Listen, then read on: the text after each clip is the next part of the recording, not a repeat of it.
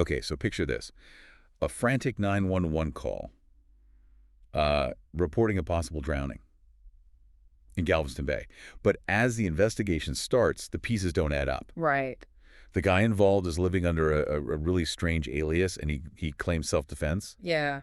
but then admits to dismembering the body and dumping the remains. It's Wow. like a horror movie, you know? Right. And that's just one part of the story of Robert Durst, Yeah. a man whose life is just surrounded by mystery and wealth and a disturbing number of deaths. So get ready, because we're going deep into one of the most disturbing true crime cases in recent history. What's really captivating about the Robert Durst case is it's not just another story of wealth and privilege shielding someone from what they've done. It's a complex web of tragedy and questionable behavior and legal maneuvering, and it makes you question justice, power, and how slippery truth can be. So welcome to CrimePod Castle's Twisted Crime series. Thanks for having me. This is a case that has everything.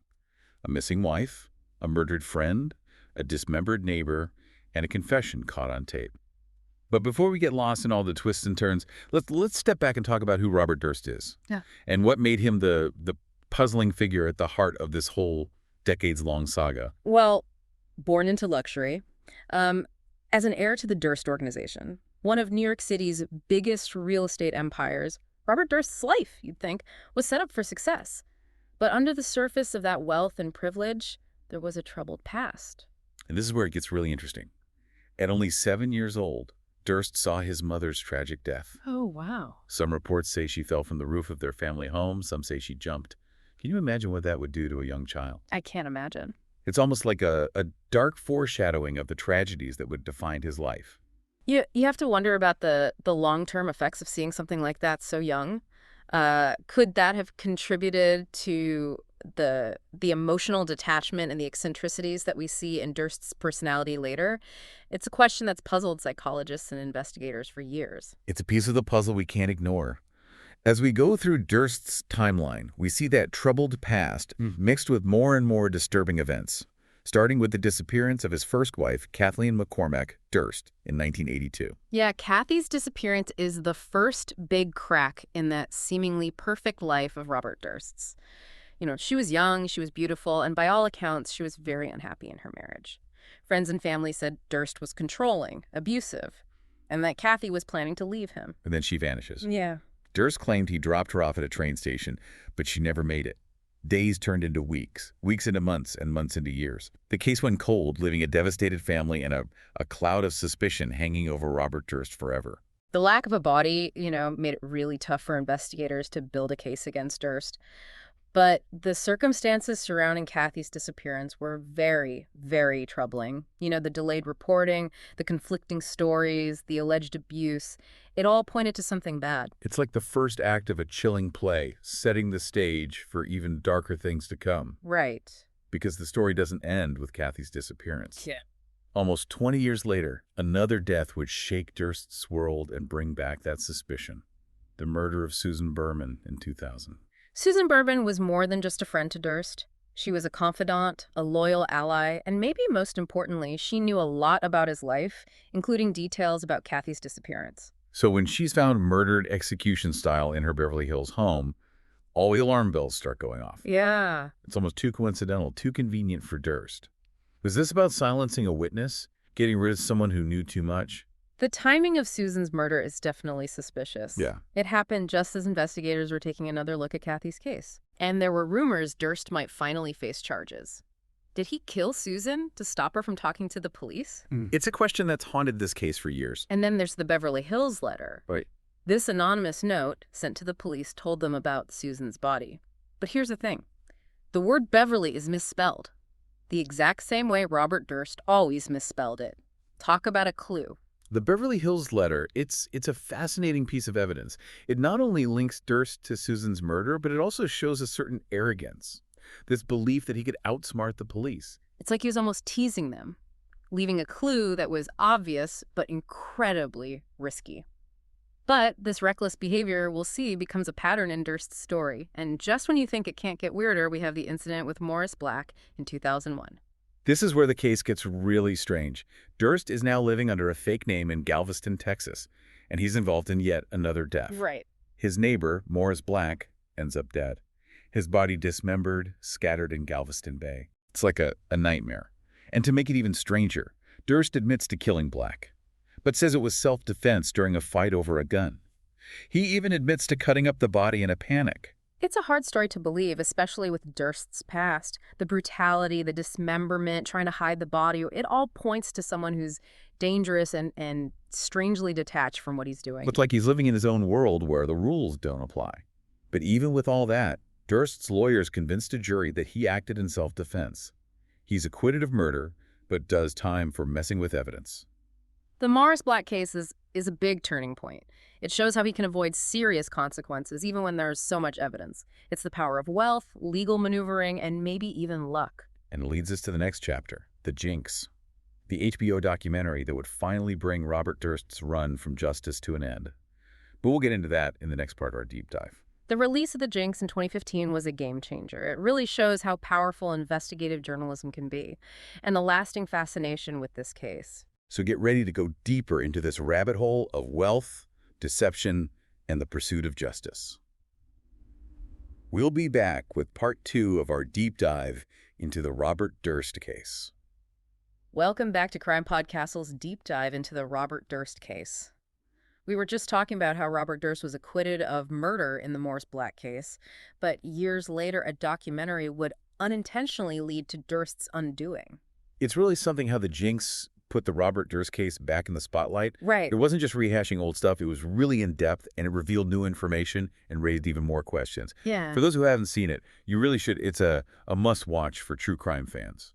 The Jinx was masterfully done. It had old footage, interviews with key people, and most importantly, it had access to Robert Durst himself. And as you watch the series, you see a man who is either incredibly naive or dangerously overconfident. Yeah, it's almost like he was drawn to the cameras, you know? Yeah. Like he had to tell his story, even if it meant revealing his own darkness. Right. Maybe it was a need for control or some twisted way of getting validation.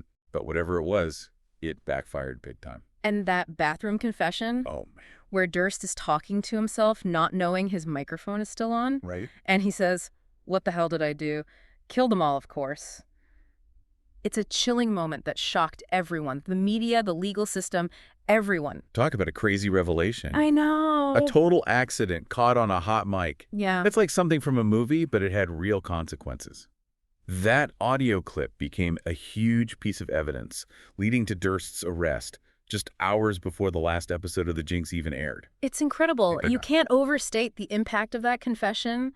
It got everyone interested in the case again. It put pressure on law enforcement to do something, and it ultimately led to Durst finally going to trial for Susan Berman's murder. It shows the power of documentaries to make real change in the world. Right. But let's talk about the trial. It was a big legal battle.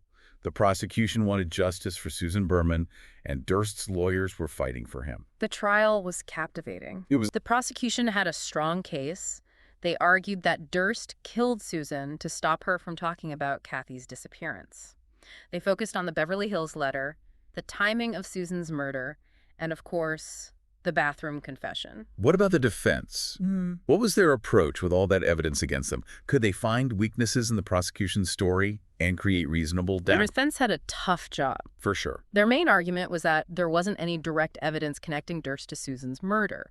They questioned the bathroom confession, saying it was taken out of context and didn't actually prove he meant to kill her. I bet it was tense in the courtroom. Everyone waiting to see if Durst would be held responsible for his crimes. He had avoided justice for so long.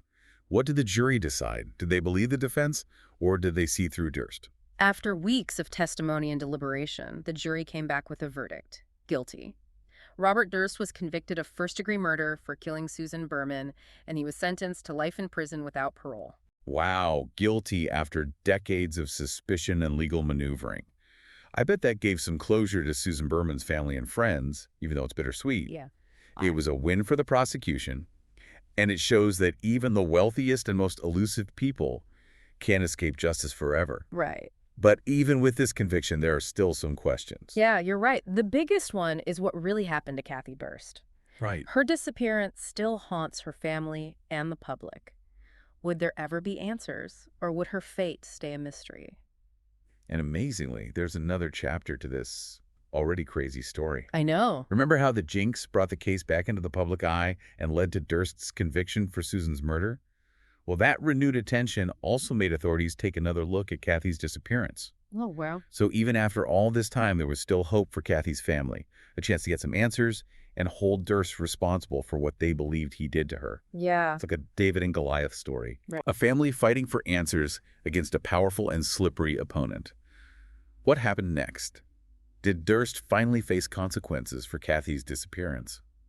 Well, the stage was set for another dramatic trial. It seemed like it. But fate had other plans. In a twist no one saw coming, Robert Durst died in prison in 2022. He was 78 years old, and he was waiting for his trial for Kathie's murder. Wow, what a dramatic and unexpected ending to a life full of mystery. I know. It's almost Shakespearean.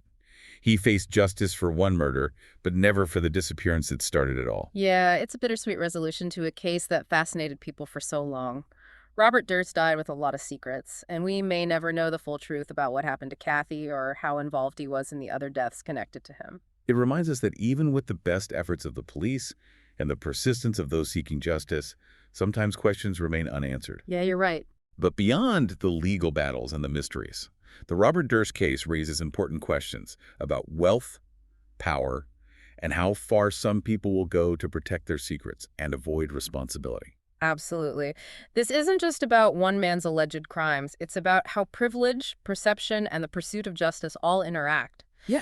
It makes us think about how money and social status can shape stories, influence what happens in court, and even change how we see reality. And how the media can expose the truth, but also spread myths. You're right. It's a warning, especially in a society where it seems like wealth and power can make you untouchable. Exactly. The Robert Durst case shows that the search for justice isn't always easy or predictable. It's a complicated journey, often full of roadblocks, setbacks, and unexpected turns. And even when it seems like the truth is right there, it can slip away, leaving behind more questions than answers. Right. But that doesn't mean we should give up on finding the truth or demanding accountability. Of course. It's in those times of uncertainty that we need to be even more careful, more discerning, and more determined to make sure justice wins, no matter how rich or powerful someone is. Welcome back to CrimePod Castle's Twisted Crime series. We've been digging into the Robert Durst story, the disappearances, the trials, those creepy confessions. It's been a wild ride. Yeah, it really has. We've looked at the evidence, the legal battles, and how wealth and privilege played into this whole thing. But there's one thing we haven't really talked about. Robert Durst himself. Like, what made this guy, born with so much, allegedly do such terrible things? It's the question that keeps me up at night. Was it his upbringing? Or was there something darker inside him all along? It's a question that's fascinated people for years. There's no easy answer. Right. People are complicated. It's a mix of genes, how you're raised, and what happens in your life. But with Durst, there are some things that stand out, patterns that might give us clues about his mind. So let's go back to his childhood. We know he saw his mother die tragically when he was young. Could that trauma have messed him up somehow? It's definitely possible. Seeing something that awful, especially as a kid, can really affect how you grow up. It can make you feel abandoned, anxious, and even twist how you see the world. Imagine you're 7 years old and you see your mom fall from a roof. The terror, the confusion, feeling so helpless. That's a wound that could stay with you forever. And it seems like that's what happened with Durst. He was known for being eccentric, emotionally distant, and he had trouble connecting with people. Some psychologists think that his alleged crimes, they might have been his way of trying to control things, to feel powerful in a world that felt out of control. It's a scary thought, but it kind of makes sense.